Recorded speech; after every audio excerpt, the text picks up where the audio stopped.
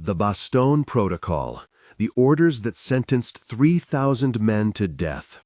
3,000 American soldiers froze to death in December 1944, not from enemy fire, from orders. Orders that came from their own command. This is the story of the Bastogne Protocol, the classified directive that turned the Ardennes forest into a frozen graveyard, and the men who knew exactly what they were doing when they signed those papers. Stay until the end, because what happened to the officers who gave these orders will shock you. December 3, 1944. The fog is so thick in the Ardennes that you can't see 10 feet ahead. Lieutenant Colonel Marcus Webb sits in a communications bunker outside Bastogne, Belgium. He's 32 years old. He hasn't slept in 3 days.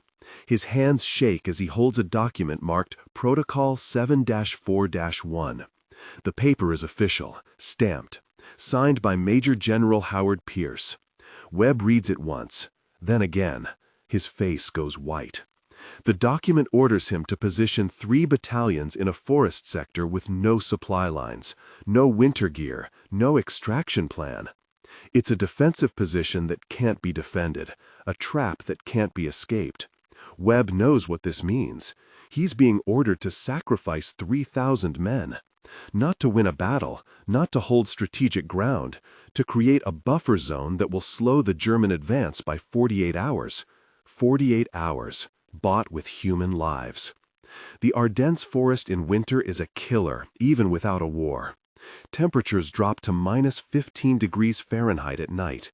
The ground is frozen solid.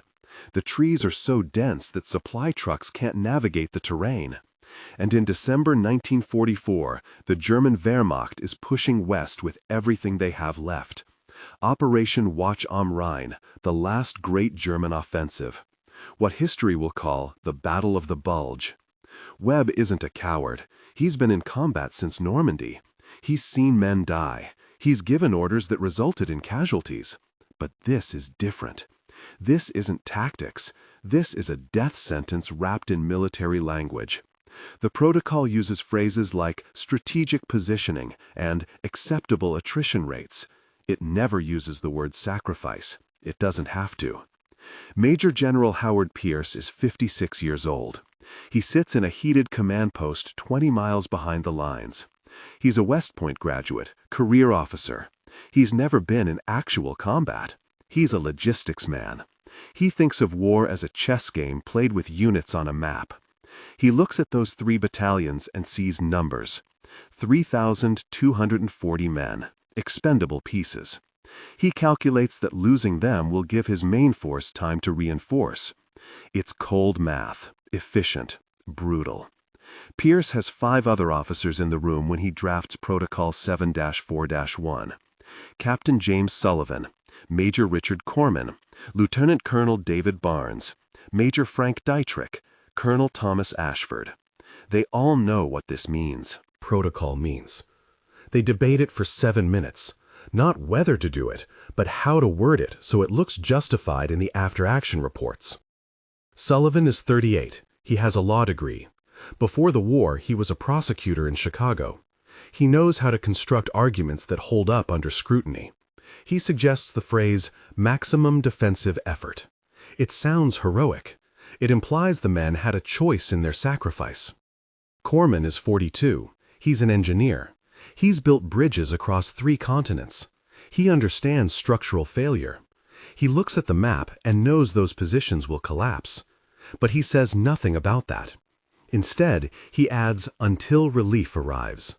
It creates plausible deniability. They ordered relief. It's not their fault it never came.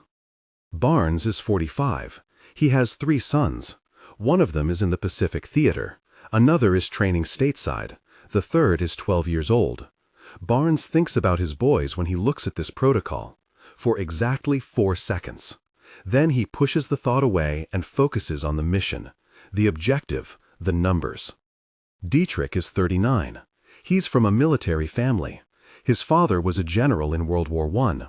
His grandfather fought in the Spanish-American War. The Dietrich name means something in the army. He will not tarnish it with sentimentality. He will do what is necessary. He always does. Ashford is the oldest, 53. He's seen combat. He was in World War I. He knows what frozen bodies look like. He knows what hypothermia does. He knows exactly what they're condemning these men to, and he signs anyway. Because orders are orders. Because this is what generals do. They make hard choices. They sacrifice pawns to save the king. They all sign, one after another. Their signatures are neat, legible, official. They're creating a document that will kill 3,000 men. And they're doing it with the same casual efficiency they'd use to order supplies or schedule inspections. This is just paperwork, just protocol, just war. If you're feeling that sick anger in your gut right now, subscribe to the channel. Because this story is just starting, and what comes next is even worse than you think. Webb reads the protocol a third time. His executive officer, Captain Robert Hayes, stands behind him. Hayes is 25. He has a wife and a daughter he's never met. She was born 3 months ago. He carries her photo in his helmet. Hayes reads over Webb's shoulder. He sees the troop positions, the supply allocations, the timeline. He understands immediately. He says 4 words. "Sir, this is murder." Webb doesn't answer. He's thinking about the 3,000 men he's about to position. 1st Battalion, 394th Infantry Regiment. 2nd Battalion, 395th Infantry Regiment. 3rd Battalion, 393rd Infantry Regiment. He knows some of them by name. Private Tommy Chen, who writes poetry. Sergeant Bill Morrison, who plays harmonica. Lieutenant Jack Foster, who talks about opening a hardware store after the war. They're not numbers On a map. They're men with families, dreams, futures that are about to be erased. The protocol gives Webb 4 hours to execute. He has to move 3 battalions into position before dawn. The Germans are expected to attack that sector within 36 hours. The protocol estimates that the battalions can hold for 48 hours, given optimal performance and weather conditions. The weather conditions are the opposite of optimal. A blizzard is forecast. The temperature is dropping. The supply lines are already compromised. Webb makes a decision. He's going to follow orders. He has to. Refusing would mean court-martial, execution for desertion in wartime. But he's not going to lie about it.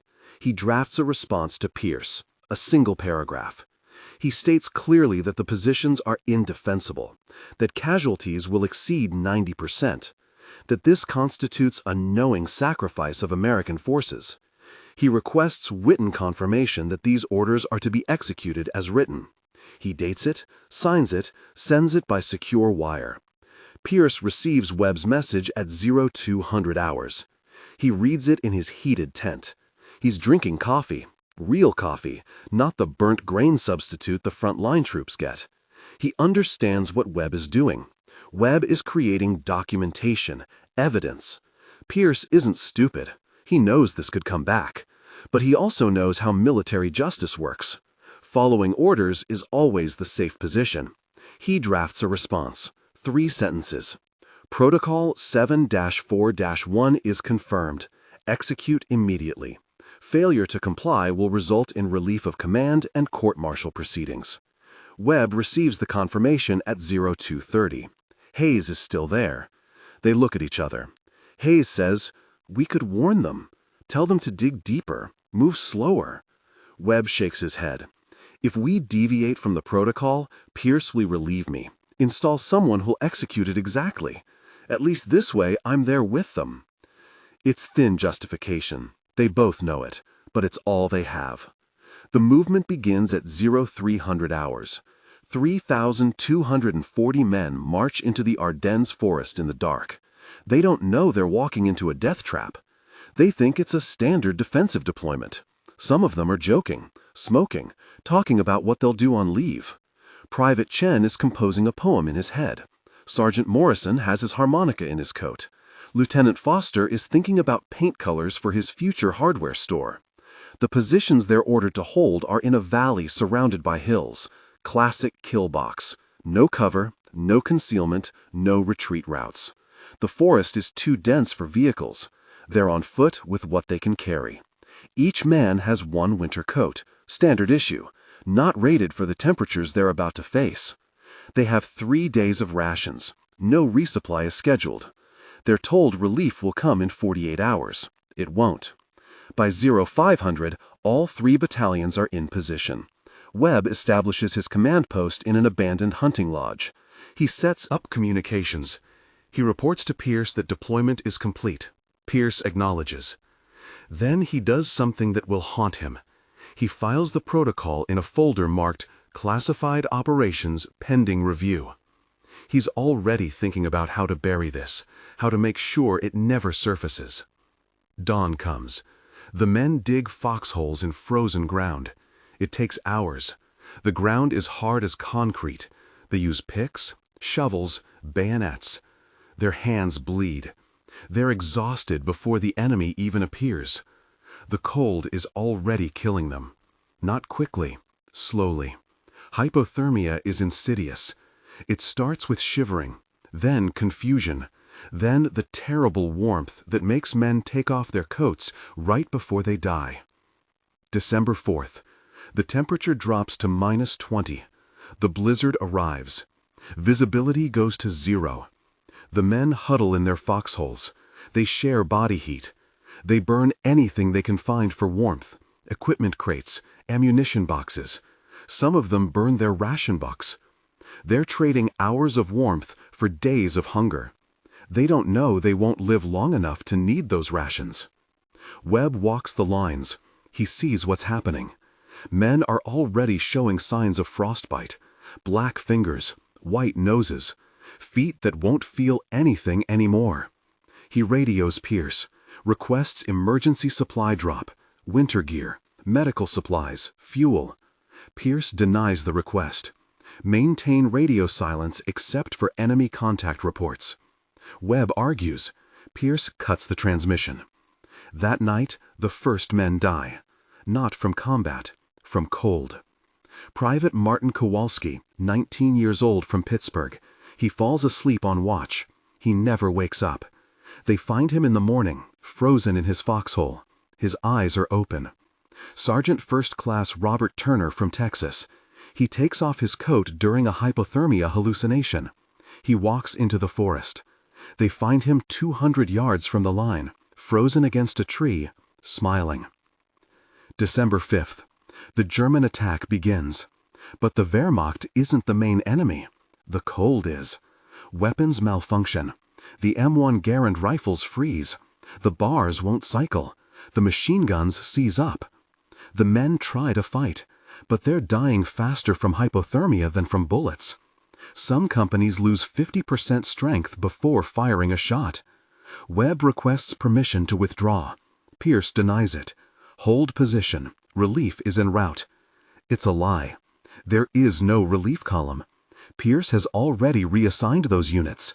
He's written off the 3 battalions. In his mind, they've already served their purpose. They're absorbing German attention. That's all he needed. The German commanders are confused. They're facing positions that should have been abandoned. Men who should have retreated are holding ground that has no strategic value. Some German officers think it's a trap. They advance cautiously. This is exactly what Pierce wanted. The delay, those precious 48 hours. But the cost. December 6th. More than 800 men are dead. Half from combat, half from cold. The survivors are in hell. They're out of ammunition, out of food, out of hope. The foxholes have become graves. Men huddle in groups of 3 or 4, sharing the last remnants of body heat. They know that falling asleep means never waking up, so they talk. They tell stories about home, about girlfriends and wives, about mothers who bake pies, about fathers who taught them to fish. They're keeping each other alive with memories. Private Chen is still writing. His fingers are black with frostbite, but he scratches words into the frozen wall of his foxhole with a bayonet. Poetry about snow and death and betrayal. His last poem is 7 words long. They sent us here to die alone. He freezes mid-sentence, the bayonet still in his hand. Sergeant Morrison tried to play his harmonica one last time on the 5th. His lips stuck to the frozen metal. Tore when he pulled it away. He bled. But he played anyway. A hymn his mother taught him, Amazing Grace. The men in the nearby foxholes listened. Some cried. Morrison finished the song. Then he put the harmonica in his coat pocket and never took it out again. They found him the next morning, frozen, the harmonica clutched against his chest like a talisman that failed. Lieutenant Foster stopped talking about his hardware store. He knew. They all knew. There was no after, no future, no paint colors or storefront designs. Just the cold and the waiting. Foster spent his last hours writing letters he knew would never be mailed. To his mother, his sister, his high school sweetheart who'd promised to wait. He told them he loved them, that he wasn't afraid. That was a lie. He was terrified. Some of them try to surrender to the Germans. It's not cowardice, it's survival instinct. They walk out of their positions with white flags made from undershirts. The Wehrmacht takes them prisoner, gives them food, blankets, medical care. The German soldiers can't believe what they're seeing. American troops frozen to death in defensive positions. Men with black fingers and white faces. Men who can barely walk. Men who thank their captors with tears in their eyes because someone finally showed them mercy. One German captain, Friedrich Müller, writes in his diary that night. His entry is short. What kind of commanders send men to die like this? We are called monsters, but we did not do this to our own. The Americans call us inhuman, but it is their generals who have forgotten humanity. Webb is still there. He hasn't slept in 4 days. He's using the command post radio to document everything. He's recording casualty numbers, conditions, the timeline of his requests for support and Pierce's denials. He knows what he's creating, evidence. Hayes helps him. They're building a case against Pierce and everyone who signed that protocol. If this story is gripping you, hit the like button now. It helps the channel grow and motivates me to bring more stories like this one. December 7th. The Germans overrun the positions. It's not really a battle. It's surrender. A mercy. Most of the surviving Americans are too weak to fight. The Wehrmacht takes 2,000 prisoners. They're shocked by the condition of the men. Frostbite so severe that limbs are black and dead. Hypothermia so advanced that men are incoherent. Starvation so complete that ribs show through uniforms. Webb surrenders with his men. He carries all his documentation. He's prepared to face a court-martial. He wants it. He wants to testify. Hayes is with him. They're both taken prisoner. The Germans treat them well, better than their own command did. Müller, the German captain, gives Webb hot coffee and bread. He says in broken English, "Your generals, they do not deserve you." The toll. Final casualty count from Protocol 7-4-1. 1,263 dead, most from hypothermia and starvation. 784 wounded, many with amputations from frostbite. 2,193 captured. Total American casualties, 3,240. 100%. Not a single man made it back to American lines. Pierce achieved his objective. The German advance in that sector was delayed by 51 hours, 3 hours more than projected. He files his after-action report. It describes a heroic defensive stand against overwhelming odds. It praises the ultimate sacrifice of the fallen battalions. It makes no mention of the supply denials, the impossible positions, the ignored withdrawal requests. It's a masterpiece of military deception. But Webb's documentation survives. He hides it before his capture, buries it in a waterproof pouch near the hunting lodge. He draws a map on a piece of cloth, sews it into his uniform lining. He's betting that he'll survive the war, that he'll be able to retrieve it, that he'll be able to bring Pierce to justice. The war ends in May 1945. Webb survives his captivity. The Germans treated the prisoners better than Pierce treated his own men. Webb is repatriated. He's 33 years old. He looks 50. Hayes didn't make it. He died in a POW camp in March 1945. Pneumonia. His daughter never met him. Webb returns to the Ardennes in June. He finds the hunting lodge. It's damaged but standing. He digs up his documentation. It's intact. Every casualty report, every denied supply request, every communication with Pierce. He has everything he needs. He goes to military command. He requests an investigation. He presents his evidence. He names Pierce. He names Sullivan, Corman, Barnes, Dietrich, Ashford, all of them. He demands courts-martials, justice for 3,000 men. The army says no. The war is over. They're focused on reconstruction. They don't want scandals. They don't want to prosecute generals for decisions made in combat. Webb is told to let it go. He's offered a promotion, a medal, anything if he'll just be quiet. He refuses. Webb goes public. He contacts reporters. He tells the story of Protocol 7-4-1. Some newspapers publish it. Most don't. The country is tired of war. They don't want to hear about American generals making Nazi-level decisions. The story dies. The documentation disappears, classified, buried, forgotten. Pierce is never prosecuted. He retires in 1948. Full honors, full pension. He writes a memoir. It becomes a bestseller. He's praised as a brilliant tactician. He never mentions the Bastogne Protocol. He dies in 1973, heart attack, peaceful, in his sleep. He never faced justice. Sullivan, Corman, Barnes, Dietrich, Ashford.